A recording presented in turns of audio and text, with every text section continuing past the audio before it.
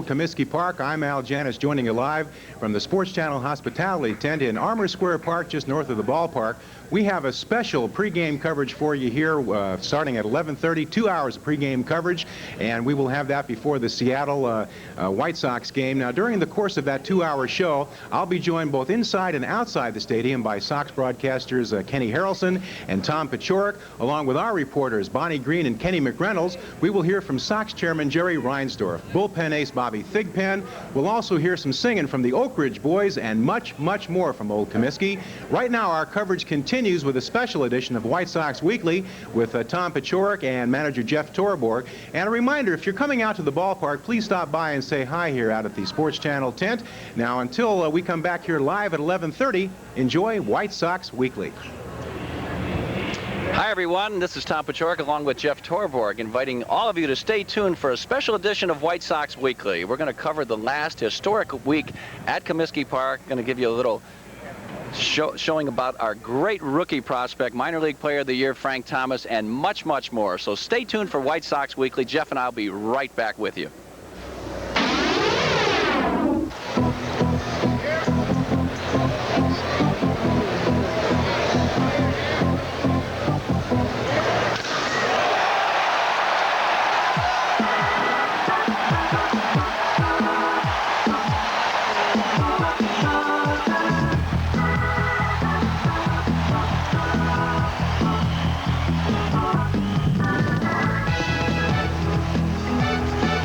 Channel presents White Sox Weekly, the official highlight show of the Chicago White Sox. White Sox Weekly is brought to you by your Chicagoland Honda dealers. Honda, the #1 selling import in Chicago. Hi, everyone. Welcome back to White Sox Weekly with Jeff Torborg. I'm Tom Paciorek, and we're at historic Comiskey Park for the last time this year. The voices you hear in the background are the Oak Ridge Boys. They are practicing for the national anthem coming up in a couple hours. It'll be the last game at Comiskey Park, and we've got some bad news and some good news. The bad news is the last time the White Sox will take the field at the Grand Old Lady here at Comiskey. The Mariners and the White Sox will end the season at Comiskey Park in just a couple of hours. The good news is that right across the street, one of the great baseball structures of all time is being built for the Sox in 1991. And Jeff, you've been around the American League for so many years now as a player, coach, and as a manager. Do you have any special memory of this great ballpark? Well, Tommy, I have a lot of great memories. Basically, this is one of the best. Listen to the Oak Ridge Boys, by the way, sitting down. I felt like we should stand up. But the feeling coming in here all the years after I left the National League and came over here in 1971 was what this ballpark reminded me of so many of the old National League parks that I had played in. But the thing that I think most about having been here as a player or a manager or coach, visiting, was like the '77 season when the Hitmen were here and the Na Na Na song started. And when I came in last year and was introduced to the media when I first hired, I said really what I would like to do was bring us back to that, where when you lost a game and you were a visiting team, it sounded like, or it felt like, all the fans were in the clubhouse with you. And I think in a short year and a half or 2 years since then, we've really done that, and it brings back all those memories of the people enjoying the happening here. You played here. You were part of the '83 happening. And to me, that's the exciting thing. It's more a collective group of memories rather than just one. All right, well, the Sox played the Milwaukee Brewers and the Minnesota Twins in the early part of this week, and let's take a look at some of the highlights from those two series. This afternoon, before any of the players got to the ballpark, equipment manager Willie Thompson rolled out these beautiful new Sox uniforms. Uh-oh, he got that one. Way back. That's off the side of the roof. And the two walks indeed have scored here. Line drive, center field, in there, base hit. Cowboys scored. Lance comes home, and we've got a tie ball game. Yes!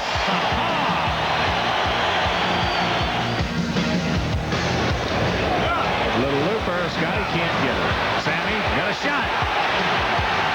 No, he makes a bad throw. So indeed, two pitch-out moves by McDowell have cost him 4 runs here. little time on that one, Wimpy. Oh, you're not kidding. That is just gorgeous. Look over at the bottom. White Sox hanging from the bottom. Hey, look at this. There's a base hit. Carlton. He's rounding third. Glenn will get it back in. This will score, and the Sox lead is 1-0. He's swinging the bat lately better than he has all season. As Tom mentioned, he's staying back. Here's a base hit in the right field. That's a shot out there. Here comes Big Frank. Ball bobbled by Puckett, but they will hold Pasqua at third. Sox lead at 2-0. Yes.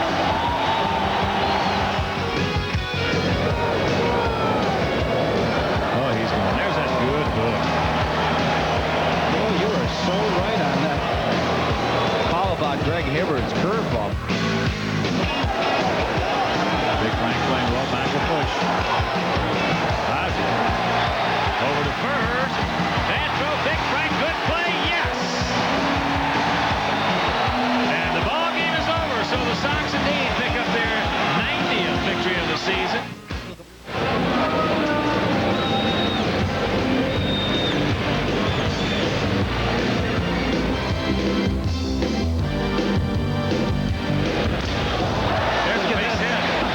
That shows you how strong. And Carl's going to give it a test. Here's the throw. Gets by into the dugout. Pudge will score. And the game is tied at 1. And they all pitch to Sammy. There's a shot. That's a base hit. That's going to go for extra bases. As Big Frank scores, Sammy on his way to second base. He will get there with his 24th double. Sox lead it 2-1. Yes.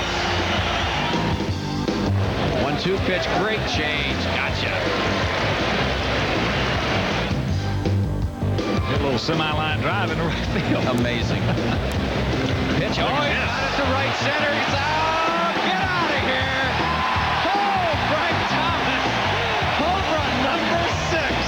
Yes, Lord.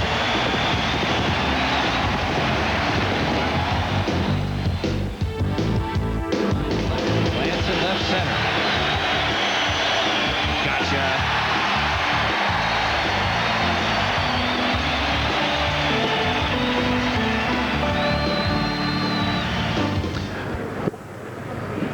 And that'll do it for the Milwaukee and Minnesota series. And Jeff and I will be back with much, much more on White Sox Weekly right after this. Goodbye to Comiskey. Well, I loved you every summer, and I left you every fall and springtime. It's not just a baseball game, it's an historic event, the last baseball game ever in old Comiskey Park. Get set as Sports Channel brings you the finale at the House on 35th Street, Sunday, September 30th, as the thrilling conclusion to our weekend-long Comiskey Fest. Live coverage begins at 11 with 2.5 hours of interviews and special reports on the ballpark leading up to the final game. And you won't want to miss the special Sports Channel tent in Armour Park just north of Comiskey on the final day. Stop by Sunday morning after 11, watch our live programming, and enjoy some free refreshments. It's the last day at Comiskey with Sports Channel, brought to you in part by Coca-Cola and True Value. Had to be when Carl Yastrzemski came. Welcome back to White Sox Weekly. And Jeff, one question I want to ask you before we go to the Seattle highlights is that Comiskey Park's always been regarded as a pitcher's ballpark with the long fences, and the wind usually blows in here. Now, do you manage any differently at Comiskey Park than you would, say, in any other place on the road? Yeah, Tommy, at times you do, especially when it's cold. And, you know, when it's cold, that wind blows a gale in from left field. You're not going to hit anything out of the ballpark. You certainly can't play for a big inning. And it depends on what the pitcher against you is doing or what the score of the game is, naturally, how you manage a game. But generally speaking, what our thoughts were coming in here this year, and you and I had talked about it as far back as spring training, we went with our best defense, and then we would play for a run, and maybe even a run early, depending on who was facing us.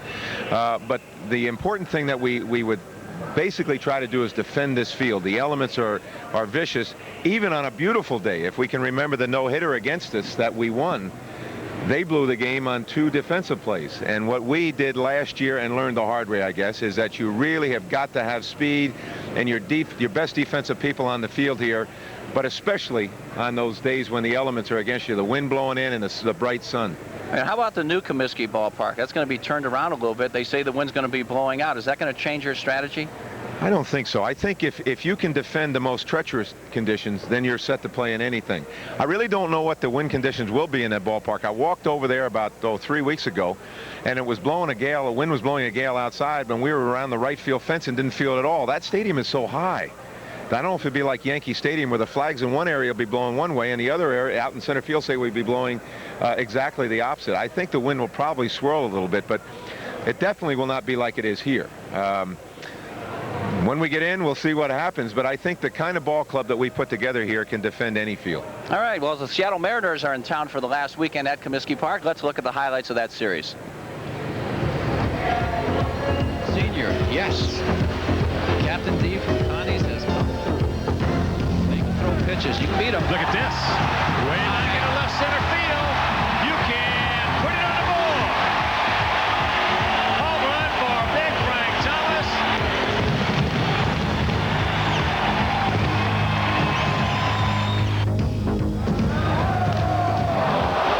Deep in the right. Sammy going back. He won't be able to make this one. That's out of here. That's a grand slam for Alvin. And it's a 7-2 Seattle lead. White Sox fans with a lot of banners on display as they say goodbye to an old friend. Gotcha. He lays off that one. No, he didn't. Rick Reed said he swung at it. That ends the first.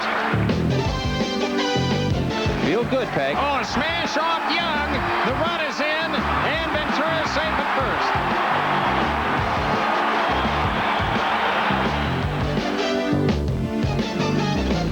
His nose light up on that one. Good play by Frank Thomas, and King gets there.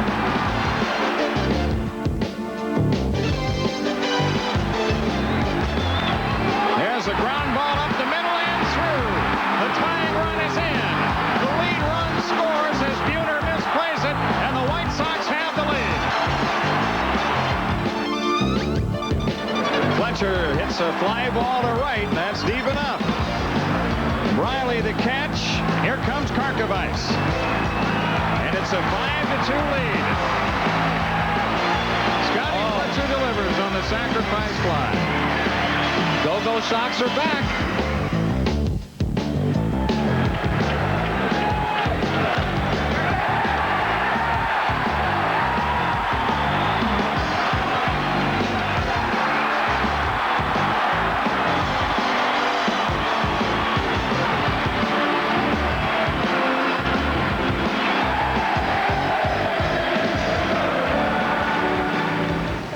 They were non last night, Jeff, and I thought it was just a perfect ending for the last night game at Comiskey Park. I thought it was a blueprint job the White Sox did. Execution, everything was great.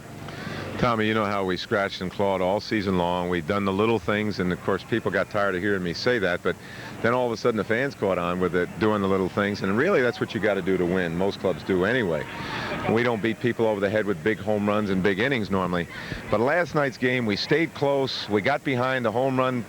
Alvin Davis loves our pitching for some reason. That's the third home run in 4 games, I think. It jumped them to 2 runs ahead on us, but we stayed close, came back, and we did the little things again. We took them deep into the count. That really is what happened in that whole darn ball game. Of course, Frank's base hit up the middle was the key to the thing, but there was a walk, there was a bunt, there was Robbins hitting the ball off the pitcher's leg to score a run. We ran the bases well. We played the good D, but it really, Sammy Ellis said to me about, I guess 4th or 5th inning, he said, wouldn't it be great if we could get the lead in this thing, have Bobby on the mound with all the fans here just roaring, and it came to that, and it really was exciting. It gave us goosebumps. It was a perfect ending to a perfect night for the White Sox. The big hit was by Big Frank Thomas, and we're going to take a look at Frank right after these messages.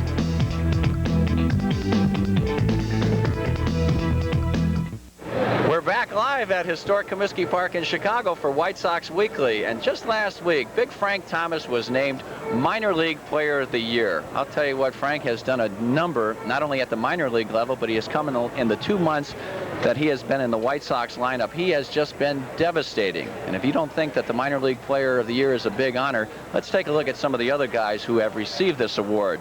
Starting in 1981 with Mike Marshall. The Dodgers, Ron Kittle, of course, Dwight Gooden, Mike Barlecki, Jose Canseco, Greg Jeffries, Tom Flash Gordon, Sandy Alomar Jr., and Big Frank Thomas. I'll tell you, he's been a great addition, hasn't he, Jeff? You know, Tommy, you know we had him in spring training, and he had come up here last year just to visit for 2 days after having been signed, and he was really a big, strong, raw kid. Took a look at him this spring, and I wanted to keep him. And you know, that's a dangerous thing to do, because he was so young and had only played part of a minor league season, but he was so awesome in spring training that he surprised all of us. I mean, for a guy to come that quickly, normally when you see a big hitter, first of all, big in stature, but secondly, with the kind of swing he had and also the age that he was, you figure, well, this guy's going to have big trouble at the major league level. They could really poke holes right through his swing. Well, that's not the way it is. He's extremely selective. His stroke is short. He uses the whole field, and he is not intimidated by anyone. So, Frank, here we go. We're in August. We got the youngest team in baseball. We go for some additions because we have to get better. We go younger. We bring a 21-year-old Frank Thomas, a 20-year-old Alex Fernandez. They become big impact players for us in a pennant race. And Frank has just not stopped. He is going to be an impact player of real big proportions. He's going to be an all-star for a lot of years. I couldn't agree with you more. Do you think he has a shot at Rookie of the Year? Wow, I don't know. You know, I got to stop and think about who the other rookies are, but I know the other ball clubs that have seen his act, and especially the Seattle ball club, and Matt Young. He's beaten Matt Young in 2 games, successive games, would probably vote for him. But, you know, I don't worry about those kind of honors. I just realized in my mind that this is one of the building blocks for a tremendous future for this organization in the 90s. Yeah, right. Sandy Alomar Jr. might be the front runner now for Rookie of the Year, mainly because Frank Thomas doesn't have enough plate appearances. A lot of people have some great things to say about Frank Thomas. Let's listen to him. That's hit hard and deep into center field. Hello goes back. Hits on top of the fence. You can put it on a board.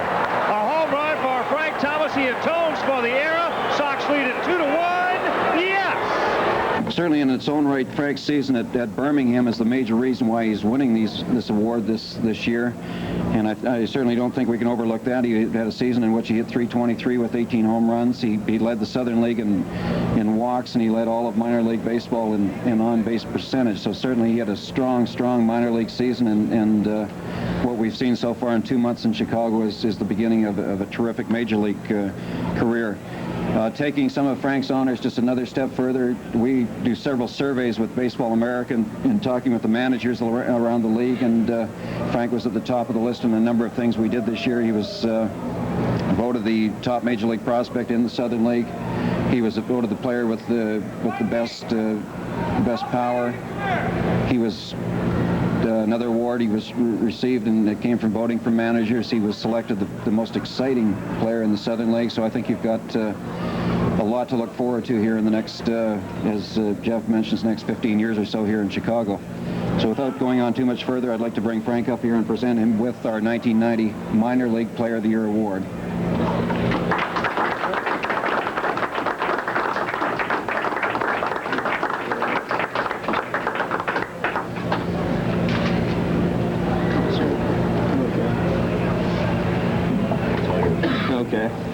One thing I would just like to thank everyone who had something to do with bringing me to the White Sox. I've had a great stay so far, and you know, I'm very shocked to win this award because it's very prestigious, and it's been a long way, and I still got a long way to go. And like I said, I'd like to thank the guys here who brought me here, who spent the time to work with me to get better. And I really don't want to disappoint anyone, so I still got a long way to go. One of the key things about Frank Thomas is his maturity. He's a very mature young man. He's had international experience. Just has a wealth of playing background, and it's really helped him. He's become an impact guy at the major league level, primarily because of his experience. And I think more than anything, we're really impressed with how he's handled the major league scene. He's not intimidated whatsoever. It's almost as if he fit right in. He fit right in spring training, and we're very, very happy to have him. He's just another in a long line of 4 or 5 guys in a row who have been big impact guys for this organization. I did a very smart thing this year, superb managerial maneuver. I put his name in the lineup when we got him and left him there. Got out of the way. The thing that's so impressive about Frank is not so much his athletic ability. That is, that's awesome. He projects to be the type of guy that'll play in this game for a long time and be a big impact player. But the thing that's impressed us so much, the coaching staff here and myself, is the character of this young man. And I've got to give this organization and the scouting staff and the whole crew that went and did a lot of research. In the last few years, we've gotten some outstanding #1 picks. Mentally, I'm very tough, and it shows a lot. And doing situations, being patient for pitches, doing these things, it's all mental toughness, and it's part of it. And fortunately, I've been getting away with it right now, and it's helping right now. A little semi-line drive in the right field. Amazing. Pitch. Oh, he got it to right center. It's out. Get out of here. Oh, Frank Thomas. Home run number 6. Yes, Lord.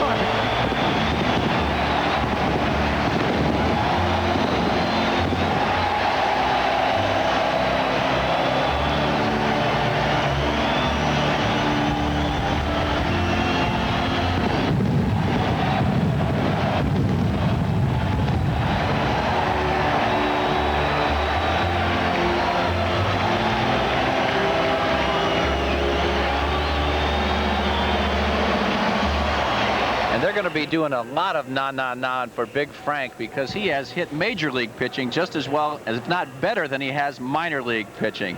And Jeff and I will be back in just a minute to talk about this afternoon's ball game and the big series coming up in Boston.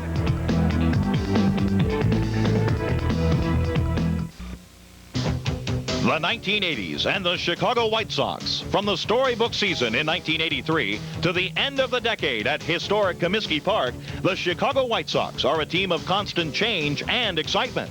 Take a look back at your favorite year with the White Sox by choosing one of 7 videotapes or by getting the whole collection. Remember when the White Sox won the American League West by a record 20 games? Or Carlton Fisk's 2000th hit? Or Tom Seaver's 300th career victory achieved in a Sox uniform? Don't miss this entertaining look back at the Chicago White Sox. Order your favorite year with the White Sox for only $19.95 plus $2.50 shipping and handling. Catch the memories on tape.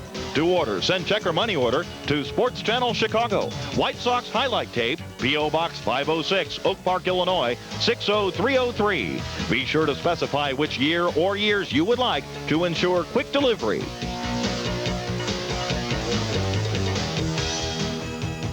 We're back on White Sox Weekly. The last time we'll be coming to you from historic Comiskey Park. The great lady will be retired after this ball game this afternoon. And let's talk a little bit about that game, Jeff.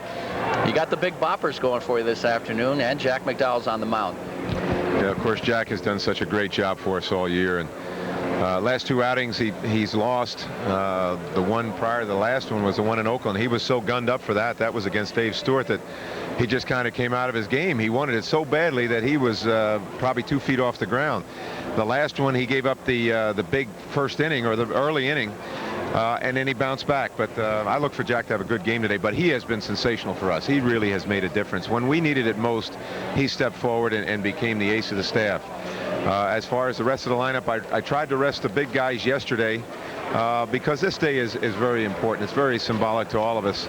And so we've got our, as George Steinbrenner would say, the varsity in there today. But it's the type of team that we have, or the type of lineup that we've used all this season. And ironically, ever since we started leading Ivan off, we started to go into that real good streak of well-played games, starting with the Boston series after that week road trip against Toronto and Cleveland. So Ivan will be back there leading off again today and see if we can continue the good times that we've had this last 2 weeks of the season. And this will be Jack McDowell's last start of the season, so I know it's very, very important. He wants to be impressive in this one. And the Sox will open up a 3-game series. We're going to end the season in Boston. Now the Red Sox have, as we speak, have a 2-game lead over Toronto. They play the Blue Jays in Fenway Park this afternoon. Tell us about those three big games, and how bad do the Sox want them? Well, we want them badly. We want every one of these we can get. You know, this has been, I don't want to call this a dream season, because when you're in second place, you shouldn't call it a dream. It's been a special year, though. And we've focused on day-to-day, you know, the old corny rhetoric, but it's true. Going into this game today, we'd love to get this one. Their game over there becomes very important relative to who wins this one today, because if the Red Sox win today, it means that it would be a 3-game lead with 3 to play. So that means for them to lose, we'd have to win all 3, and Toronto would have to win all 3 of their games. By the same token, if Toronto were to win that game today, it'd be down to 1. Whatever the records or whatever the standings are in that situation over there, we're going to still play the games the same way that we would regardless. And they're going at us with Bolton, a kicker, Bolton, and Boddicker. I'm glad we don't have to face Clemens. I don't particularly care for that. But we're going after him with our big guns, too. We're going after him with Hibbard. Melito's going to throw today to find out if his groin feels all right, and then we're going after him with a kid on the last day of the season. So it should be an interesting series. I don't particularly like to be around when another team clinches, so I would rather win them all, frankly. Well, I think it's going to be a lot of fun in Fenway. We're going to have a whole lot of fun this afternoon at Comiskey Park. Jeff, good luck this afternoon, of course, in Fenway, and we will talk to you next Wednesday at Fenway Park for another special edition of White Sox Weekly. We'll see you then.